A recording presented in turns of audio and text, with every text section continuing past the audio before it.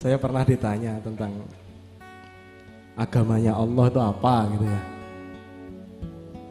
Saya jawab, Allah tuh nggak pakai KTP, jadi ya jangan ditanya agamanya apa. Kemudian seolah-olah Allah itu cuma Tuhannya orang Islam. Itu cara orang Islam menghancurkan dirinya sendiri itu begitu. Jadi benar kata Rasulullah bahwa Islam itu hancurnya dari dalam. Kenapa? Karena mengkerdilkan dirinya sendiri, mengkerdilkan Tuhannya, mengkerdilkan Rasulnya. Dipikir Allah itu Tuhannya Islam doang. Enggak, Allah itu Rabbul Alamin, Tuhan semesta raya dan seisinya. Dipikir Muhammad itu cuma nabinya orang Islam. Bukan, Muhammad itu Nabiullah, Rasulullah, nabinya Allah, Rasulnya Allah. Jangan dikerdilkan. Kalau Allah itu Rabbul Alamin, Muhammad itu rahmatan lil alamin. Jadi wilayah tugasnya tidak hanya di bumi, tapi di seluruh alam semesta. Jangan dikotak-kotakkan. Saya juga berpikir keras ketika kenapa kok orang membaca syahadat, mengucap syahadat bisa otomatis masuk Islam. Saya bingung juga. Kenapa? Karena produk hukum, kalau kita mau menyebutnya sebagai produk hukum, pasti kan berdasarkan teks, berdasarkan redaksionalnya seperti apa. Coba kita baca. Asyhadu an la ilaha illallah wa asyhadu anna Muhammadar Rasulullah. Aku bersaksi tiada Tuhan selain Allah dan aku bersaksi Muhammad Rasulullah.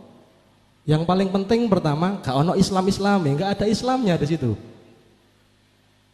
Tidak ada kata-kata Islam sedikit pun di situ. Artinya apa? Artinya syahadat itu berlaku untuk semua. Ya.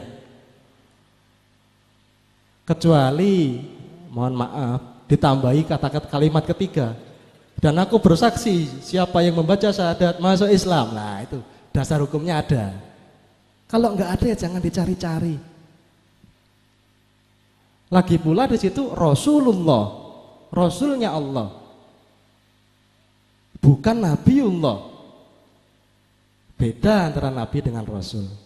Bukan pula Nabinya Islam, enggak ono, tidak ada. Sehingga seharusnya memang benar-benar Islam itu menjadi rahmatan lil alamin, menjadi milik kita semua. Ya kan? Seharusnya. Tapi memang Islam itu dirusak atau digoncang dari dalam oleh orang-orang Islam itu sendiri. Merasa paling benar. Padahal merasa paling benar itu awal segala kesalahan. Dan merasa benar sendiri adalah kesalahan berikutnya. Membenarkan itu bukan dengan cara menyalahkan. Kalau sampean belajar bahasa Inggris, to correct is not to blame. Ya. Membenarkan bukan dengan cara menyalahkan. Membenarkan itu dengan cara membenarkan. Dan kebenaran itu tidak membutuhkan bukti. Seorang sufi pernah mengatakan, kebenaran yang masih membutuhkan bukti baru separuh kebenaran. Kenapa? Karena hanya kesalahan yang membutuhkan bukti. Sehingga di pengadilan itu mencari kesalahan. Keliru kalau sampean mencari kebenaran. Coba dilihat putusannya. Terbukti bersalah, dok. Ya, bukan terbukti benar. Enggak, ya, no. Tidak ada. Benar tadi kata-kata Mas Anies bahwa cinta itu diuji, tapi bukan dibuktikan, diuji. Pengujian itu bukan tentang benar salah. Pengujian itu tentang kadar. Dan segala sesuatu sudah ada kadarnya, kata Allah. Ya. Kalau cinta dibuktikan, sejak kapan cinta itu kesalahan? Ya. Tadi rumusnya sampean agak-agak berat, tapi itu betul. Kalau kekasihmu diminta, kasihkan. Loh, kita ini propertinya Allah. Kita tuh miliknya Allah. Properti kok punya rasa memiliki itu piye? Enggak masuk akal. Properti itu dimiliki. Siapa yang memiliki? Allah. Allah yang maha memiliki. Nah kalau kita paham bahwa kita properti, kita paham bahwa kita itu dimiliki, kita paham bahwa kita itu milik ya, milik dari Allah, kita tidak akan merasa kehilangan. Karena yang merasa kehilangan itu adalah orang yang merasa memiliki. Kalau tidak punya rasa memiliki, tidak punya rasa kehilangan. Ya tak? Kalau memang harus hilang, harus lepas, saya memahaminya sebagai masa tugasnya sudah habis, sudah pensiun. Gitu. Sudah selesai tugasnya mendampingi saya. Mungkin menjadi rezeki bagi orang lain. Ya kan? Karena segala sesuatu sudah diatur oleh Allah. Qada dan qadarnya itu sudah ada. Qada itu sesuatu yang belum terjadi, betul ya? Qadar itu sesuatu yang sudah terjadi. Kalau digabungkan disebut takdir. Takdir itu tidak bisa diubah katanya. Betul. Siapa yang bisa mengubah sesuatu yang belum terjadi? Oh, belum terjadi kok sudah diubah. Ya. Siapa yang bisa mengubah sesuatu yang sudah terjadi? Oh, sudah terjadi ya nggak bisa diubah. Jadi yang bodoh itu kita ya. Rabbana ma khalaqta hadza batila subhanaka faqina adzabannar. Allah benar, kita saja yang tidak teliti membacanya. Segala sesuatu yang belum terjadi nggak bisa diubah. Segala sesuatu yang sudah terjadi ya nggak bisa diubah. Loh, tapi katanya innallaha la yughayyiru ma biqaumin hatta yughayyiru ma bi anfusihim. Allah tidak akan mengubah nasib suatu kaum kecuali kaum itu yang mengubahnya. Apa bedanya nasib sama takdir? Perjumpaan itu takdir. Ya. Perpisahan itu nasib. Ya. Saling mencintai itu takdir. Nikah atau enggak nikah itu nasib. Ya. Nasib bagaimana mengubahnya? Ketika kata Allah kan kecuali kaum itu sendiri yang mengubahnya. Nah, di antara ciptaan-ciptaan Allah, di antara segala makhluk ada yang tidak berpasangan. Ada kanan, ada kiri, depan, belakang, atas, bawah, baik, buruk, siang, malam, laki-laki, perempuan. Tapi ada yang tidak berpasangan. Apa coba? Ada yang tahu? Yang tidak berpasangan? Nah, betul. Jomblo. Nah, itu. Jomblo itu tidak berpasangan. Loh iya toh. Sendirian itu kan tidak berpasangan. Ya. Satu lagi, apa yang tidak berpasangan?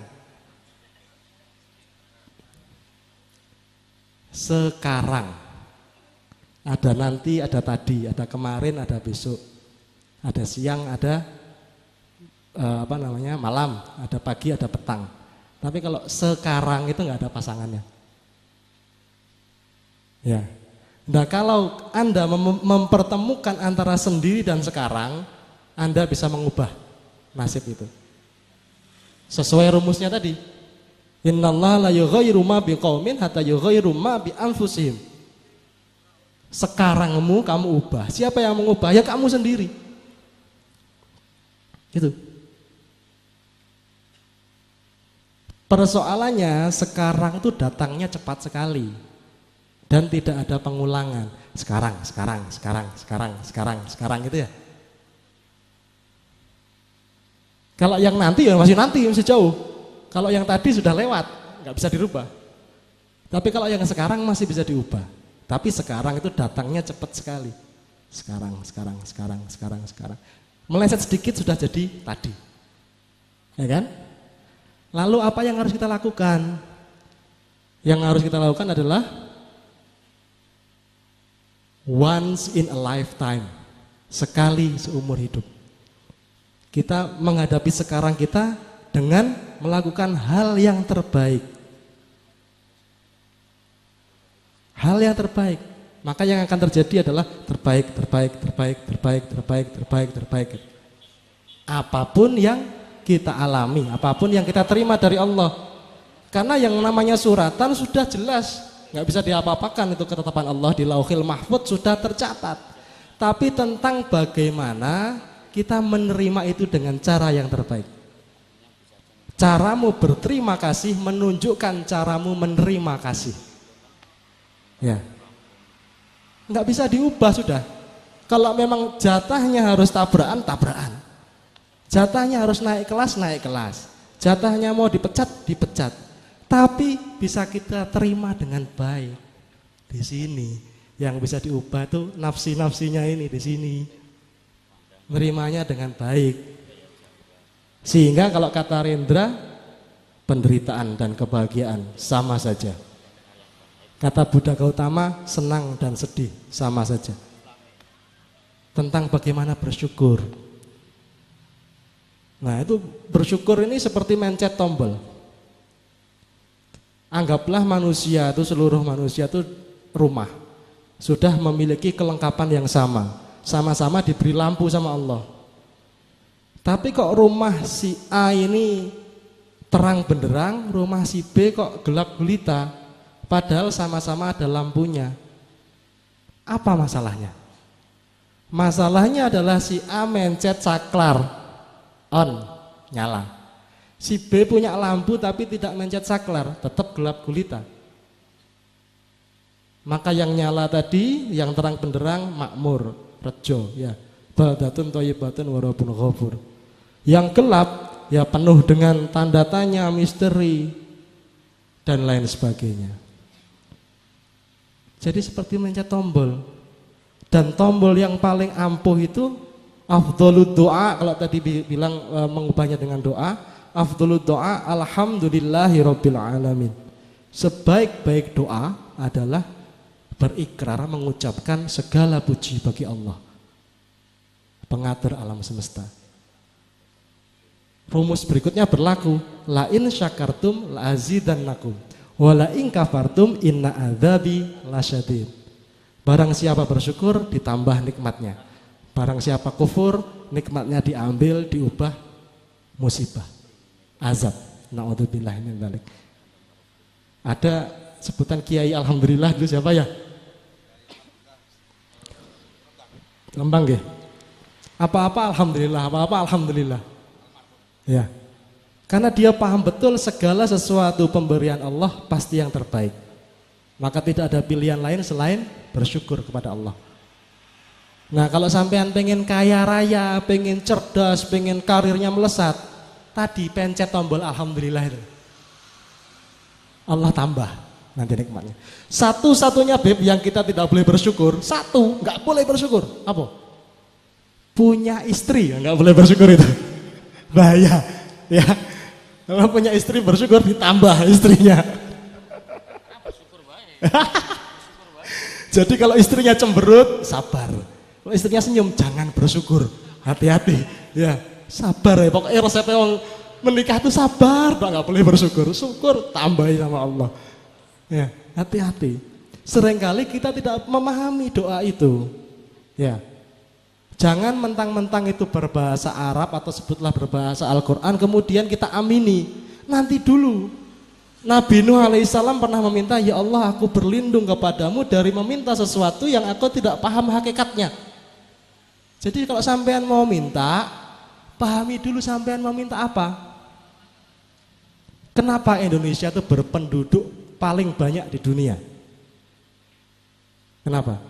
Karena orang-orang sholat jamaah di masjid itu loh Beb. Rabbana hablana min azwajina, itu kan doa minta anak itu. Amin. Mulai hamil semua. Ya, lu anaknya sudah 4 kok masih Robbi habli minas solihin. Itu jangan dibaca lagi kalau sudah punya anak. Ya, itu doa minta anak. Jangan diamini. Ya, karena nggak paham apa yang diminta, dipikir kebaikan, belum tentu. Siapa tahu itu keburukan. Kenapa kok keburukan? Karena kamu sudah nggak butuh. Mintalah apa-apa yang kamu butuhkan. Dan dalam hal berdoa, saya sangat yakin resepnya, rumusnya adalah kedekatan hati. Kalau umpamanya sampean bapak saya, kan sudah kenal sejak lahir. Kalau saya mau minta uang, contohnya gimana? Bapakku yang ganteng, yang baik hati. Ngapain lo kan gitu ya? Minta duit aja kok berpanjang lebar. Demikian pula kepada Allah. Allah itu sudah mengenalmu, mengetahui kamu, jauh lebih mengetahui kamu, bahkan sebelum adamu. Sangat akrab, lebih dekat dari urat nadi. Sudah, nggak usah bersayap-sayap, nggak usah bersastra-sastra. Ya, minta to the point. Ya Allah, minta uang. Loh, itu para wali begitu loh, ngesak metu duit. Karena mintanya nggak neko-neko, langsung sangat dekat. Ya, nggak pakai yang apa itu, minta apa? Iya, panjang lebar itu masih jauh, itu masih mau nembak itu. Ya, belum tentu diterima. Tapi kalau sudah deket, ya, waktu pacaran kan bulet, waktu sudah deket kan ting ting gitu aja kan, udah tahu mau masuk kamar, ya kan? Nggak pakai bahasa macam-macam. Kenapa? Karena sudah sangat dekat, sangat intim. Jadi cara Anda berdoa menunjukkan kedekatan Anda pada Allah. Kalau masih bulet panjang lebar, oh itu masih mau nembak itu. Tapi kalau ya Allah minta kulkas, nah itu. Besok ada yang nganter kulkas, nah itu luar biasa. Saya di rumah juga begitu mengajari anak istri. Bu, anak-anak, kalian salah kalau minta kepada ayah. Kenapa? Ayah itu berusaha saja belum tentu berhasil, kok dimintai. Ya. Itu padahal rumus saya biar gak dimintai itu, ya kan? Ayah saja berusaha belum tentu berhasil, kok dimintai. Terus mintanya kepada siapa? Kepada Allah. Allah itu tidak berusaha saja sudah pasti berhasil. Maka kalau mau ngapa-ngapain, mintalah kepada Allah langsung. Ada tuh diskusinya. Silakan kalau mau minta kepada siapapun. Kalau kamu udah menyerah, mintalah ke aku. Gitu. Kalau Allah tuh maha memberi, kenapa nggak minta langsung kepada Allah? Loh kok dikit-dikit Allah? Ya memang harus begitu rumusnya. Dikit-dikit Allah memang harus. Sehingga anak istri saya mintanya kepada Allah. Ya, tagihan ya. Ya minta sama Allah. Tapi permintaannya alhamdulillah, karena pakai resep tadi, tombol alhamdulillah, tombol terima kasih tadi, nyaris-nyaris semua permintaan dikabulkan sama Allah. Ya ini pengen iPad, ya minta. Pengen Mac Pro, minta lah gitu. Ini iPhone bagus juga, minta gitu. Gimana? Ya Allah, bukan urusan ayah gitu. Tapi jangan pernah lupa berterima kasih. Sehingga doa makannya anak-anak itu bukan Allahumma barik lana fima razaqtana wa qina adzabannar, enggak, tapi terima kasih Allah, terima kasih Ibu, terima kasih Mbak gitu. Ya, terima kasih. Terus doa tidurnya bukan hanya bismikallahumma ahya wa amut, tapi Robbi zidni ilma warzuqni fahma. Loh, belajar tuh wajib ya. Sampai kapan? Sampai masuk liang lahat. Loh cuman tidur aja kok berhenti belajar. Ya kan? Tidur juga harus belajar. Apalagi anak-anak. Imajinasinya itu kan dibangun ketika masa kecil. Mimpinya itu kan luar biasa. Begitu pula Muhammad SAW juga bisa menemui kita dalam mimpi. Banyak sekali inspirasi lahir dari mimpi. Sehingga sebelum tidur baca doa belajar dulu. Dan yang terakhir sebelum berpanjang lebar, kita itu diminta oleh Allah untuk Idul Fitri, untuk kembali kepada fitrah, agar jelas bahwa Allah itu sesuai dengan fitrahnya, manusia juga sesuai dengan fitrahnya. Tidak ada satupun ayat yang menerangkan wahai manusia masuklah engkau ke dalam surga. Tidak ada. Ya, wahai manusia berlomba-lombalah mencari pahala, tumpuklah menjadi anak tangga sampai ke pintu surga. Tidak ada. Itu kalau kita mau memurnikan keesaan Allah. Kalau mau memurnikan cinta kita pada Allah, lillahi ta'ala, itu jangan ada sekutu yang bernamanya pahala dan dosa. Tidak boleh ada sekutu yang namanya surga dan neraka. Rabi'ah al-Adawiyah mengatakan surga ini kalau mengganggu saya bakar. Ya, neraka ini mengganggu saya siram. Ya. Kenapa? Karena harus mukhlisin alahuddin, lurus berserah hanya kepada Allah. Selama ini yang terjadi adalah sholat itu berubah wujudnya menjadi hablum minan nas. bukan lagi hablum minallah. Kenapa? Karena sampean sholat karena diresei sama istri. Ayah kok nggak sholat sih? Ya, iya deh kan gitu. Nggak ke masjid dijadiin obrolan rasan-rasanan oleh orang-orang sekitar. Sehingga sholatnya menjadi hablum minannas. Padahal harusnya hablum minallah. Kita kembalikan. Saya sering ditanya, ikhlas itu artinya apa sih? Definisi ikhlas itu apa gitu. Saya bilang, coba baca surat Al-Ikhlas. Surat Al-Ikhlas itu namanya Al-Ikhlas tapi tidak ketemu kata ikhlas di dalamnya. Saking ikhlasnya sampai nggak ada kata-kata ikhlas itu. Ya sudah kayak gitu, ikhlas itu kayak gitu. Ya, nggak ada. Harus dimurnikan. Tidak perlu ribut tentang pahala, tentang dosa, tentang surga, tentang neraka. Itu imbalan. Itu bukan target, bukan tujuan. Imbalan itu terserah yang memberi imbalan. Di antara sifat-sifat Allah ada yang sangat sangat mutlak itu jais ya. Jais itu sak karep-karepe dhewe, suka-sukanya Allah. Anies Ba'asin ini ibadahnya bagus. Chandra Malik ini kok mursal gitu ya, murtad. Tapi kok aku Chandra Malik surga, Anies neraka gitu, nggak bisa apa-apa kita. Nggak bisa apa-apa, sorry ya Mas ya. Memang begitulah kenyataannya. Ya, nggak bisa. Itu jaiznya Allah. Jadi kalau sampean mencari surga percuma. Ya, apalagi kalau kita teliti dari rukun iman, ada nggak iman kepada surga? Iman kepada neraka? Nggak ada. Iman kepada pahala? Iman kepada dosa? Nggak ada juga. Iya kan? Tidak ada. Nanti pulang dari sini sampean buka Al-Quran surat Al-Jin ayat 13. Nah, nama suratnya sudah Jin, ayatnya 13 ya, 13. Apa bunyinya di situ? Sesungguhnya orang-orang beriman tidak takut pada penambahan dosa dan kesalahan, dan tidak takut pada pengurangan pahala dan kebaikan. Itu kan ayat yang luar biasa sekali tuh. Tidak hanya menegur itu luar biasa sekali mencambuk kita. Orang beriman tidak takut penambahan dosa dan kesalahan, tidak takut pengurangan pahala dan kebaikan. Kenapa? Karena bukan itu tujuannya. Ilahi anta maksudi waridhoka matlubi a'tini mahabbataka wa biqurbika wa ma'rifatika. Hanya Allah saja yang menjadi perhatiannya. Tidak mau memilih sekutu apapun itu namanya. Entah itu pahala, entah itu surga, entah itu dosa, entah itu neraka. Anak-anak sekarang sudah ditakut-takuti sama neraka. Pernah ini anak teman saya gak mau masuk sekolah gara-gara membaca juz amanya nggak lancar. Kamu pasti Kristen kamu ini ya. Neraka kamu, gak masuk anaknya Mas. Begitu kan anak-anak sekarang. Ya. Cinta Islam sampai mati. Oh, kalau mati beneran tak tuntut sampai. Ya. Anak kecil kalau sudah diajari sampai mati. Ya. Diajari prinsip-prinsip perbedaan, bukan prinsip-prinsip persamaan. Itu kan berbahaya loh.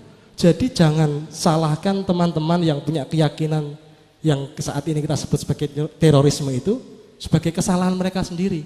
Jangan-jangan itu adalah produk-produk dari sekolah-sekolah yang kita terlalu percaya pada para guru, pulang ke rumah sudah sama-sama capek, tidak kita teliti lagi mereka belajar apa dari sekolah. Pengajar, pendidik paling utama adalah orang tua. Dan kita tidak bisa percaya kepada orang lain. Dan tanggung jawabnya adalah orang tua. Tapi tidak ada istilah orang tua soleh. Yang ada itu anak soleh ya. Anak soleh itu diantara 3 amal jariah ya. Anak soleh. Kenapa kok tidak ada orang tua soleh? Karena tidak setiap anak itu orang tua. Tapi setiap orang tua pasti anak. Seperti halnya tidak setiap murid itu guru. Tapi setiap guru pasti murid. Sehingga yang diwajibkan itu belajar. Mengajar itu sunnah. Jadi para kiai itu kalau diikuti santrinya kadang-kadang nggak ngajar apa-apa atau mursyid itu ya, cuman nyuruh ngangkatin tas ya. Karena mengajar itu sunnah, yang wajib itu belajar. Kalau kita bisa membeda-bedakan itu, menata-nata itu, tidak dolim terhadap hal-hal itu, kita beragama dengan sangat mudah. Dan kembali ke fitrah itu adalah kembali menjadi anak-anak, bahkan menjadi bayi. Kembali pada kesucian, kemurnian cinta. Dan kejayaan manusia itu usia 0 sampai 5 tahun. Itu disebut golden age. Nah, Anda yang masih punya anak umur 0 sampai 5 tahun, cepat-cepatlah berusaha untuk membangun cinta kasih pada diri mereka. Di atas 5 tahun itu usia kemunduran manusia. Ya, 0 sampai 5 itu kejayaan. Manfaatkan betul 0 sampai 5 itu untuk benar-benar menyentuh, mengurus, merawat anak-anak kita karena mereka adalah masa depan. Wassalamualaikum warahmatullahi wabarakatuh.